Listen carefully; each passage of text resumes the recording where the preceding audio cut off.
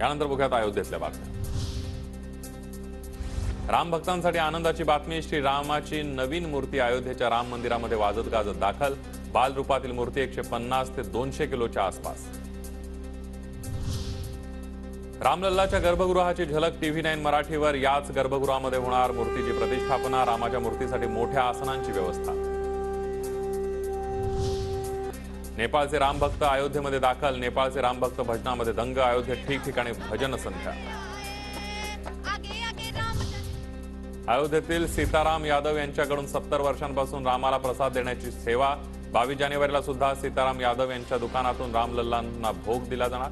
2.5 kilo peda आणि 5 kilo रबडीचा हा भोग देण्याची परंपरा। दिल्लीवरून अयोध्येला जाणारी विमानसेवा आज पुन्हा रखडली। अयोध्येला जाणाऱ्या अनेक फ्लाईट उशिराने। दिल्लीत थंडी आणि धुक्यामुळे विमानसेवा विस्कळीत। विमानसेवा रखडल्यानं प्रवाशांचे मात्र हाल। पुण्यातील सारसबागेत राम मंदिराची प्रतिकृती। विशेष मुलांनी एकत्रित येत साकारलं प्रभू श्रीरामाचं भव्य मंदिर। 10 दिवस घेतले परिश्रम। अयोध्येतील राम मंदिराच्या स्वच्छता सेवेची संधी पुणे स्थित BVG इंडिया लिमिटेड या कंपनीकडे। कोट्यवधी भाविकांच्या चरणधुळीची स्वच्छता सेवा करण्याचं काम कंपनीद्वारे केलं जाणार।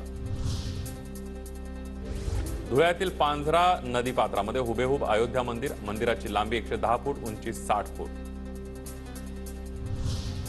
अयोध्येतील महिलांनी डोक्यावर कलशामध्ये आणलं शरयू नदीचं पाणी। शरयूच्या पाण्यानं रामलल्लांना जलाभिषेक केला जाणार। महिलांमध्ये मोठा उत्साह। राम आएंगे म्हणत धरला ठेका।